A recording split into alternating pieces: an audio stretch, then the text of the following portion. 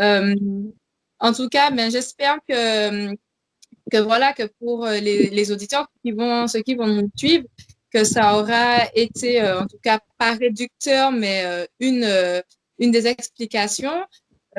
Pour moi, en tout cas, pour moi, c'était très clair, hein, de toute façon, l'origine biblique et puis le fait que nous, les hommes, en fait, nous soyons responsables aussi du mal. Mais du coup, est-ce que ce serait pas non plus réducteur de dire qu'on est les seuls coupables des fois, mais de tous les maux du monde? Alors, nous ne sommes pas les seuls coupables, ou en tout cas les seuls fautifs. Il y a Ouais. aussi un mal, alors je n'ai pas voulu rentrer dans le détail, mais puisque tu insistes, Laurine, je vais le faire. En fait, on distingue deux formes de mal. Il y a ce qu'on appelle le mal physique et le mal moral. Tout à l'heure, tout ce que j'ai décrit avec le péché, avec Satan, tout ça, c'est ce qu'on appelle le mal moral. C'est le mal qui fait qu'on s'oppose à Dieu. Et ce mal est extrêmement grave parce qu'il crée une rupture avec Dieu qui est la source de tous nos malheurs et de la perdition de l'homme. Donc, c'est très grave, c'est pourquoi j'ai mis le projecteur dessus. Mais il y a ce qu'on appelle le mal physique qui, là, est plus subtil. Le mal physique, c'est que lorsque Dieu a créé l'humanité, il a créé toutes les créatures, eh bien, il ne les a pas créées totalement accomplies. Il les a créées créatures en devenir, c'est-à-dire qu'elles sont telles qu'elles sont aujourd'hui, mais elles n'ont pas atteint la plénitude de leur existence. Elles ont des progrès à faire. Eh bien, on va appeler le mal physique les petits maux qui sont dus au fait que la chose n'est pas encore parfaitement accomplie. Elle n'est pas encore parfaite. Par exemple, un enfant, au départ, il n'est pas encore adulte, donc il n'a pas la sagesse et le discernement pour faire des bons choix.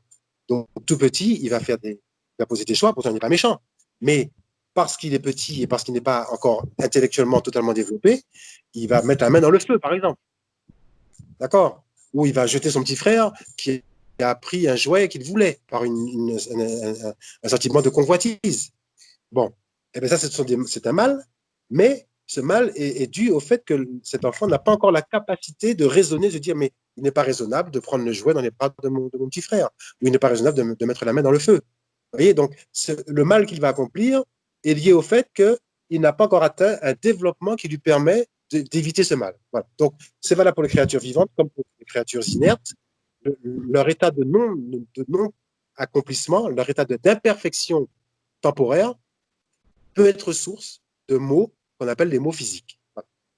Donc, nous ne sommes pas les seuls coupables. Il y a des choses dans la nature qui ne sont pas du fait de l'homme et qui sont liées au fait qu'elles ne sont pas encore accomplies. Voilà, alors vous avez dû remarquer que l'explication qui a été donnée sur l'origine du mal et le pourquoi du mal, elle est essentiellement donc tirée des Écritures, parce que effectivement, pour comprendre le scandale du mal, il faut avoir recours à la révélation. L'intelligence humaine ne peut pas donner d'explication satisfaisante. La révélation chrétienne, donc par le fait que Dieu lui-même parle aux hommes par les Écritures, donne des réponses. C'est pourquoi j'ai cité deux passages importants de la Bible, Apocalypse chapitre 12, Ézéchiel chapitre 28, et puis un dernier passage extrêmement important qui est Romains au chapitre 8, verset 28, Romains 8, 28, où là, voilà ce que dit l'apôtre Paul, tout concourt au bien de ceux qui aiment Dieu. Ça, c'est une phrase clé qui est de la dynamite dans la vie de celui qui arrive à la comprendre. Tout concourt au bien de ceux qui aiment Dieu. Ça veut dire que si tu es attaché à Dieu, si tu aimes Dieu, même un malheur, quelle que soit la maladie, la méchanceté du voisin, un accident, le chômage, etc., peuvent être pour toi le point de départ d'une nouvelle source de bonheur par le Christ Jésus. Donc, le mal ne pourra jamais te détruire, n'aura jamais raison de toi, parce que tout concourt à ton bien, même le pire des maux concourt à ton bien. Dans ce monde présent, bien sûr, et dans le monde à venir, puisque dans la vie éternelle, bien sûr, nous avons également un appel au bonheur. Voilà, alors, la révélation nous permet de comprendre tout ça. Pourquoi? Parce que dans la révélation, nous contemplons Jésus-Christ. Regardez bien ce qui se passe. Jésus a été assassiné par les hommes de son époque alors qu'il n'avait fait aucun mal. Ça, c'est le mal absolu. D'être détruit par des gens alors qu'on n'a rien fait de mal, on ne mérite pas ce mal, c'est l'injustice absolue. Donc, Jésus est victime d'un mal, d'un grand mal. Or, qu'est-ce qu'il en sort de ce mal? Il en sort que 3 jours plus tard, après sa mort, il ressuscite du tombeau. Et à partir de là, eh bien, il vit comme le ressuscité et il donne cette victoire de la résurrection sur la mort à toute l'humanité. Et ainsi, il nous délivre de l'esclavage du péché, de l'esclavage du mal, et il nous rouvre les portes du royaume des cieux en vue de la vie éternelle. Donc finalement, à travers ce scandale de la croix, ce scandale du mal dont un innocent a souffert, qui plus est, qui est Dieu, eh bien, il en résulte pour nous le bien suprême qui est le salut, c'est-à-dire la vie éternelle, qui veut dire que nous sommes reconfigurés parfaitement comme Dieu l'est et comme Adam et Ève l'étaient à l'origine, grâce à sa mort et à sa résurrection. Voilà pourquoi, en contemplant le Christ, en contemplant la révélation, nous avons la réponse au scandale du mal. Un mal, oui, mais le Père Tout-Puissant a permis que son Fils souffre, parce que de ce mal allait jaillir un bien bien supérieur au mal que nous avons, à savoir la passion du Christ. Puissant, hein? Ouais, ouais. C'est du lourd à comprendre. Moi, je rends grâce à Dieu, tout simplement, voilà, déjà pour cette parole que tu as donnée, tout concourt au bien de ceux qui aiment Dieu.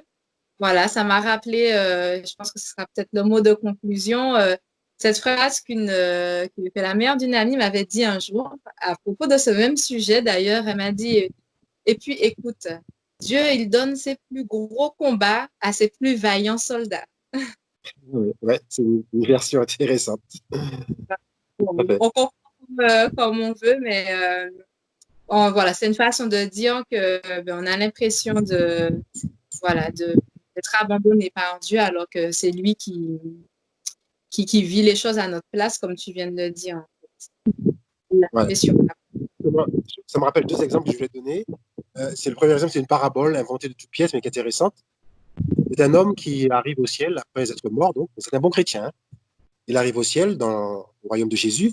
Il dit à Jésus, Jésus, je suis content d'être là avec toi, mais je te reproche de m'avoir abandonné sur la terre par moments. Et en particulier dans les moments les plus compliqués pour moi, je ne te voyais pas, Seigneur. Tu m'as abandonné.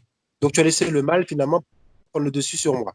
Alors Jésus dit, mais non, écoute, on va regarder ensemble ton parcours sur la terre. Tu vois, c'est comme un désert dans lequel quelqu'un marche avec le sable. Donc on voit tous tes pas dans le désert. Depuis ta naissance jusqu'à ta mort, on voit tous les pas que tu as fait. Donc examinons ensemble ton parcours. Donc ensemble, ils se penchent, ils regardent la trajectoire de cet homme à travers les pas qui sont marqués dans le désert. Et donc on voit que depuis la naissance de l'enfant, eh bien, il y a ces deux pas à lui, et à côté, il y a deux pas qui marchent en parallèle. Et Jésus lui dit, mais tu vois, les deux pas à côté de toi, c'est moi. Je marchais à tes côtés depuis ta naissance jusqu'à ta mort. C'est toujours moi, toujours côte à côte. Donc, je t'ai jamais lâché. Et puis, à un moment donné, on voit dans le passage, on voit sur le cheminement, un passage très rocailleux, donc très difficile. Et là, on voit qu'une seule trace de pas. Alors, le monsieur dit, mais ouais, regarde, Jésus, là, tu m'as abandonné, regarde, ce qu'on ne voit que mes pas, c'est toi qui m'as lâché. Et Jésus répond, mais non, tu te trompes. Dans ce passage très rocailleux et difficile de ta vie, je te portais sur mes épaules. C'est pourquoi on ne voit qu'une seule trace de pas, parce que tu étais sur mes épaules. Dieu n'abandonne pas ses créatures. Merci pour tout. Et puis, merci à vous aussi, chers auditeurs. Voilà, on espère que ça vous aura apporté un petit quelque chose, peut-être beaucoup pour certains. Et en tout cas, que toute la gloire soit rendue à Dieu. Merci encore, Jean-Paul, pour ton service et ta disponibilité. Merci. Et puis, voilà, petite suggestion de film en rapport. Mais Le chemin du pardon, en fait, j'y ai pensé pendant qu'on parlait. Il s'appelle, l'autre titre, c'est La cabane. Voilà, où il est question à un moment donné aussi de ce bien et de ce mal permis par Dieu. Donc, voilà, pour les cinéphiles, eh bien, n'hésitez pas à regarder ce film. C'est un film chrétien. Dieu vous bénisse.